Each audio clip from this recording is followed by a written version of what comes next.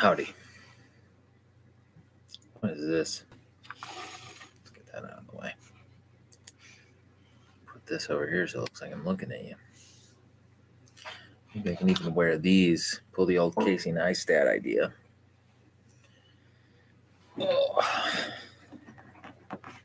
So, a couple weeks ago, I basically did a.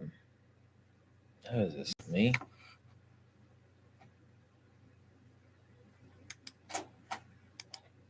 I don't know.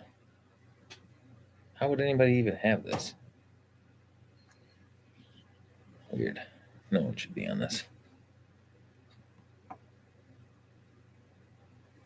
Bizarro. Okay. Yeah, a couple weeks ago, I did a little video for myself, for my kids, just kind of laying out things I wanted them to consider or have during their life. And I thought that was really interesting. And it helped me kind of organize some of my own thoughts that I wanted to explore personally anyways. So I thought I would just occasionally privately go live to collect my thoughts. I don't know who's watching this, right? Other than me. This is literally just private, but I figure maybe at some point this is something that would make sense. So, anyways, it seems like the tendency to be interested or enamored of something, I always hate of, is like ends up being things that you grow up with, that are culturally relevant, or subculturally relevant, right? If you grow up in a church or work at a certain job for a long period of time, or a public school in a city, and all of your friends and family are kind of part of whatever, constituency and a geography or something like that. But even across the entire United States, in my case, there just happens to be, cultural touch points that you can refer to, anything from like McDonald's to Disney to Republicans and Democrats to climate change and evolution and prayer in school and the Second Amendment and the First Amendment and abortion and gay rights and rock and roll and rap music and agriculture and the Rocky Mountains. And right, there's just all sorts of things ranging from different domains to levels of controversy. And it'd be interesting to try to, it could be interesting, probably futile. Most things are, but to try to map out how you view those things, right? Like categorize and map, on one hand, subjects, which is pretty simple. Just go to the Dewey Decimal System and you pretty much have your epistemology kind of quantitatively organized, which is really nice. And maybe that would be a good example of something to look into. Is you could look at the different library science organization methods.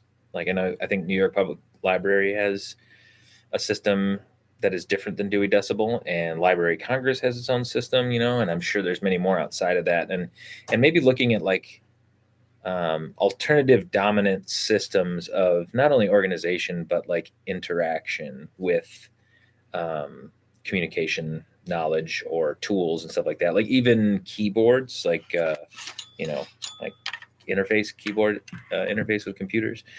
We are used to the QWERTY keyboard, and my understanding is, and this would be great, to both verify if this is true and kind of flesh out how this worked out, how the keyboard layout ended up that way.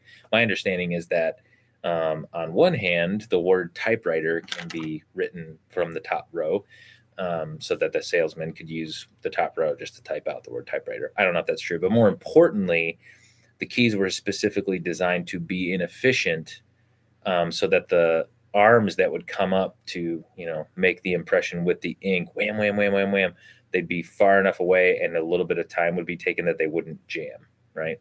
Because ideally you would have the most used letters in the home row and then you could type everything super fast. But when there's typewriters, you would jam up the arms, and so you had to come up with an inefficient way of arranging the keys in order to overcome that. Now, obviously, we don't have that problem, and so my understanding as well. This is the thing, right? Somebody's got to check it out. It would be cool. Maybe I could. Maybe we could come up with a team, a fiver team, to look at like the Dvorak keyboard. Like I know in Windows, probably in Mac as well, you can, go to your keyboards and say like, "What's your layout?"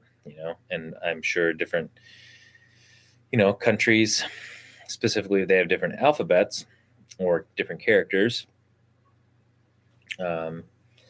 Will have a slightly different layout, and you can choose that. But I'm thinking like on the Western Latin alphabet, specifically something like the Dvorak keyboard versus that, or the Library of Congress categorization of books and subjects compared to the Dewey Decimal System, which takes me back right now. Now, this is kind of the whole point of this, right?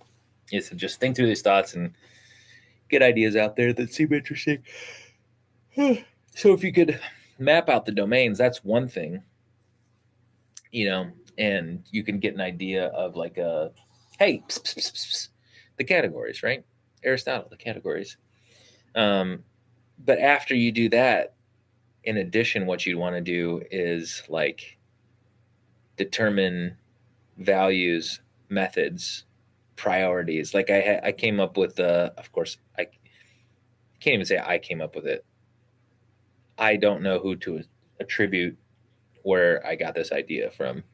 It'd be unusual if it was original, but the simple idea is that you can break things up into priorities and authority. So depending on what the domain is, you can come up with here are my priorities. Like I think the thing that probably occurred to me at the time was thinking of voting blocks in the United States and what their priorities were, right? So for like a Republican for a very long time, at least, like when I was a kid growing up to into my 20s and 30s, like abortion, opposing gay marriage, and like Second Amendment were pretty big deals. Used to be fiscal conservatism talk, but that's gone by the wayside. But those are your priorities, and your authority is the Constitution. So you would kind of think like, okay, then Democrats, if you had something like, welfare programs and climate change, maybe, or something like that, or advancing progressive policies, say like legalizing gay marriage or something like that, or legalizing marijuana, or decreasing, or like eliminating mandatory minimum sentences, right? Like whatever happens to be like kind of the priorities or the platform, like even within the Democratic party, you really have this umbrella of what I would say is something like labor and environmentalists, and then like progressives. And there are, there's that diagrams there, but that's kind of what you're housing, as opposed to like the Republican Party. What you're housing is kind of like cultural conservatives. So like what evangelical Christians have been up until recently. Now it's getting real mishmashed in my opinion, but you got these kind of cultural religious conservatives, like moral conservatives. Then you kind of have like libertarian type people. And then you have, and I would say maybe the Second Amendment people are in there, although they strike me as a different kind of group. But so maybe those are separate. Maybe there's the libertarian type people, and then maybe there's like the Second Amendment, like the Black Rifle Coffee constituents, and then you've got like the business elite who basically just want reduced taxes, right? They're the capital class is typically, not always, right? Because like tech, for instance, tends to prefer Democrats, but they probably prefer Republican tax policy, right? So I'm sure they're, yeah, we can look at lobbying, and that's one thing. Like they probably want certain people in office for whatever, and they may be personally progressive. But at the end of the day, everybody's trying to lower their own tax bill, and the higher up you are on the wealth and income bracket, the more difference you'll be able to make as far as that goes. But either way, where you would have different priorities between multiple groups, in this case we have a two-party system, but if you had in some European countries, Israel Knesset or something like that, those are the only ones I'm familiar with. I'm sure there are multiple countries in Asia and Africa that, Latin America that have stuff like this. It's just I'm unfamiliar. That you have multiple interests at work, and then so they arrange their political systems to basically like build coalitions across, these different parties that have like specific interests. But in our case, in the two-party system, like we're trying to uncomfortably house multiple interests under these parties, and but what they rely on, well, so why their priorities differ, for the most part, when it comes to like them being the interests or the parties or the constituents of the parties, as they engage the political process in the United States, if their priorities differ, their authority predominantly is the Constitution, right? And so as long as there's an agreement on the Constitution, you don't have to agree on the interpretation. You can have this like originalist perspective, and you can have like an open, like multiple theories of jurisprudence or how to approach the Constitution, how to interpret it as a living document and all that stuff. That's okay, right? That's going to happen anywhere that there is text, right? But more importantly is that we agree that regardless of the interpretations, there is a single fixed thing that is being interpreted. Now that may change via amendments or something like that, or like canonization, like if you're more religious or something like that. There can be replacements, right? There can be rebellions and all that stuff. And like these are the machinations or the goings on of history, is this constant change. But as long as during some time, like maybe it would be something like what defines stability within an era is multiple interest groups agreeing on a fundamental political principle. That's possible. So that's priorities and authority. So if you don't agree on an authority and your priorities differ, then you are having like there's non-interaction, right?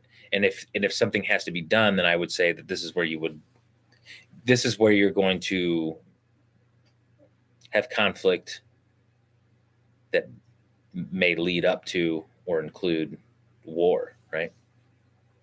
Depending on how important it is.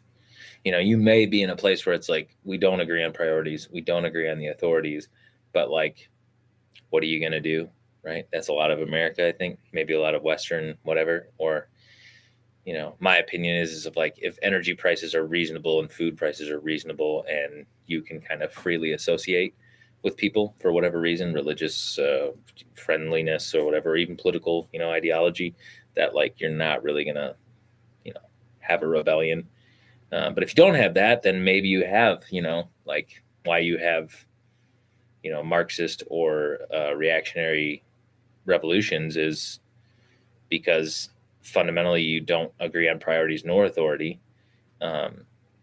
And it's too important for large groups of people to have the central thesis of the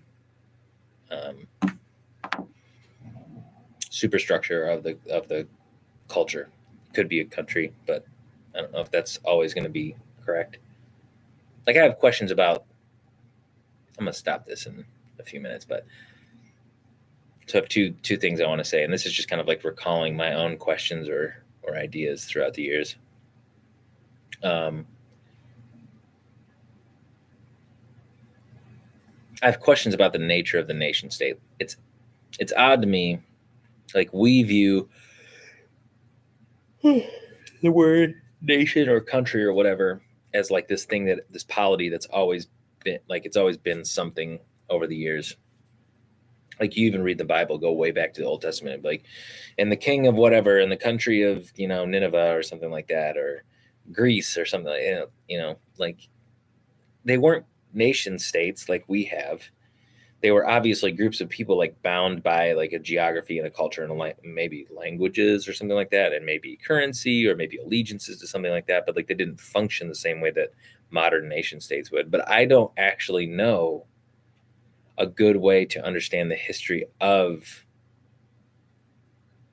people groups. maybe ones that are defended and attack. I don't know how you like define like a real people group, because I know Vatican City wouldn't count, but like they're kind of Italy. But I don't know, right? So Crow, my friend Crow, got me this book, Shield of Achilles, which I think I need to read to kind of grasp that. But anyways, yeah, I'm curious because like I've occasionally over time from, either some version of Marxist or postmodernist, like maybe they're not even, talked about like what comes after the nation state. And I was like, I can't even conceive of that. Although social media has kind of helped me consider things where like your identity as a consumer, your identity on a platform or within an ecosystem, right? Like an Apple ecosystem or the Google ecosystem or the combination of those, like Amazon for purchase, Google for search, Apple for hardware, whatever, Facebook for social media interaction. I know that stuff changes over time, but I'm just trying to give like shorthand to see how a non geographical political system might exist. That's just an interesting thing to think about. All right, last part. Again, I'm just trying to like get my own ideas out here that I've had like cooped up for years, and I thought I can just freely put this on a video, and maybe I'll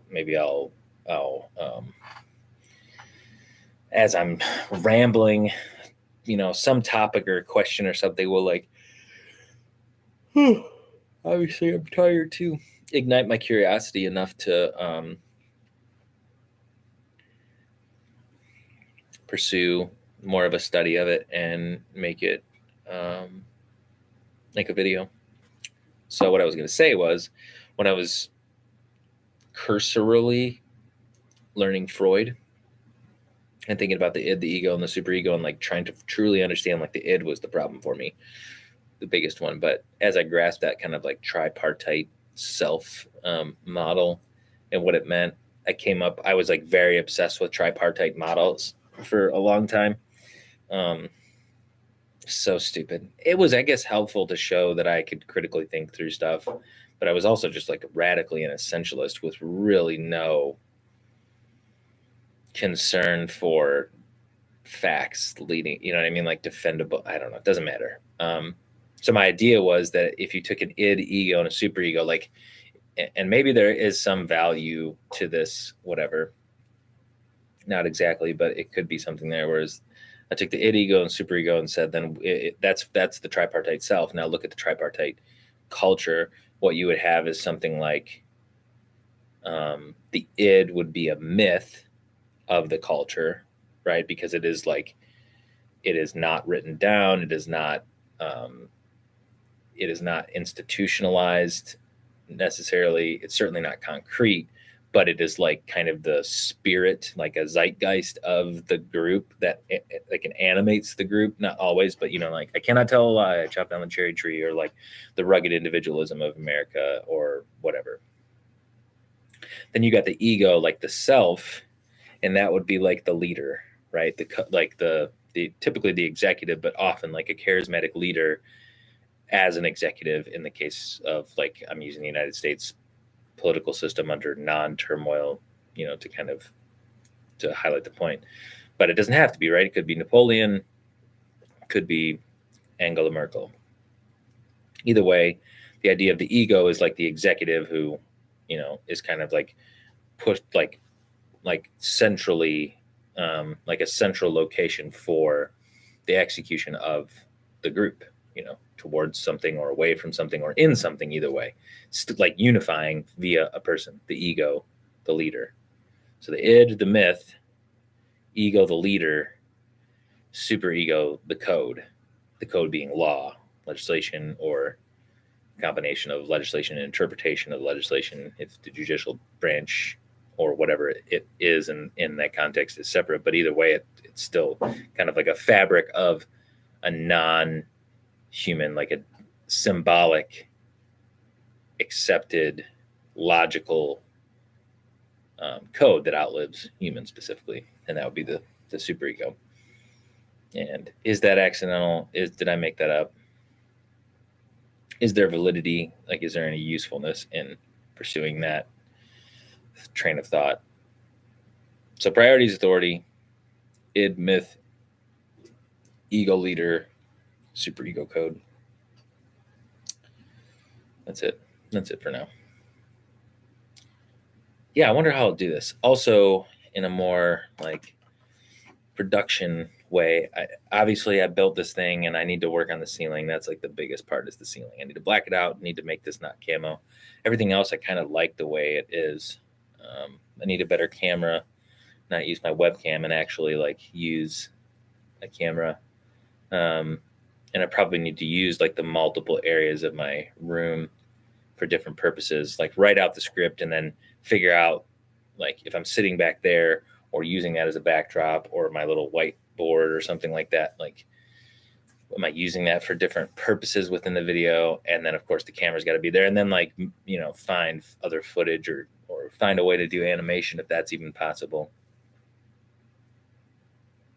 That's all I have to say.